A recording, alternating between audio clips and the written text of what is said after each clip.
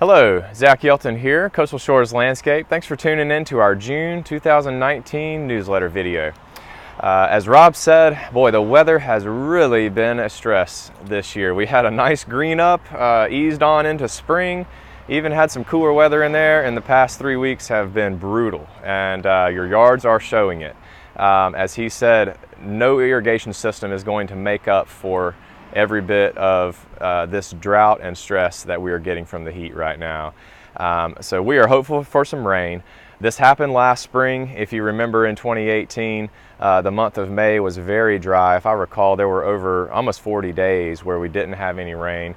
And then the summer turned out to be very wet. So these patterns are cyclical, and I'm sure that they will we will get some moisture back in the soil soon with some regular rain patterns. But just a word of caution and advice. We're on your site once a week, sometimes more in certain cases, but you're seeing your yard every day. If you have a concern, I encourage you to go to your irrigation clock, increase the water, add another day of the week. In some cases, we're watering every single day on some properties right now.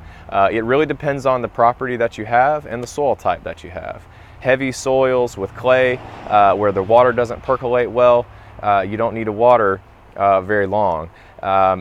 Just the top half inch of soil will need moisture.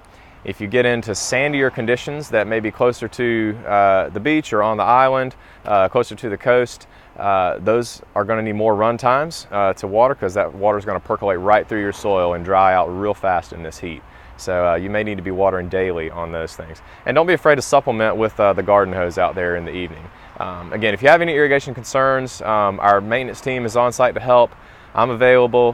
Vince, our irrigation tech, please give us a call if you need some changes or alterations. We can make that happen for you. One thing I want to explain a little further on what Rob said is June's coming. That is the time for insects, particularly mole crickets. We see adult mole crickets get really active in the month of June. They start breeding. They'll be hatching young mole crickets very soon. If you've had that problem in the past, you can definitely expect it again this year. Even if it were eliminated last year, or if they were killed off last year, you can expect them to return to that same location. That is often the case. We see that over and over and over. So we will be monitoring that, but if you're concerned at all that you have mole crickets, or even if you see one, sometimes you'll see them in the early mornings or late in the evenings. If you're out walking to your mailbox or walking your dog, you'll probably notice them. If you have an infestation, you'll have some signs of that on your driveway or sidewalks. Be on the lookout. If you have any concerns, let us know. We can come out and do a test for you, and then recommend an application and a treatment.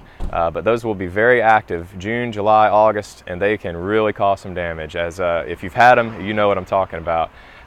So let's be aware of that as we head into the month of June. The other thing I want to caution you on is fire ants. We're seeing fire ants become really active this time of year. As soon as we start getting some more regular rain, they're going to really start to come to the surface. If you've had a problem with those in your yard, let us know. We have really great products that will help knock those out and prevent them from coming back for a whole year. They work extremely well. They're very safe in your yard. I would highly recommend you considering that if you've had a problem for fire ants. The other thing I want to mention we are working with our maintenance teams on right now is perennial pruning. So your perennial flowers like lantanas, even roses that have all gone through their first bloom cycle here after the spring, they're starting to come out of that first cycle now. Many of them need to be cut back or pinched back and encourage some more growth. So our maintenance teams, we are directing them on that and telling them to be on the lookout for that. And in addition to that, just general foundation shrubs, your evergreen shrubs, things like that, we're looking at continuing to shape and prune and keep those in good order for you. If you have any concerns about anything getting overgrown or too big, we may need to look at a special project where we come in and renewal prune or cut back. Now is the time of year to do that. While we got a long growing season here, we got plenty of time. If we cut those back hard right now, they will flush back out and become a nice new green plant for you. But much lower than they are now. So let us know if that is something that we can help you with too. Again, we really appreciate the opportunity to work for you. We never take that for granted. Even here in the heat of the season, we are happy to be out here. We love doing what we do.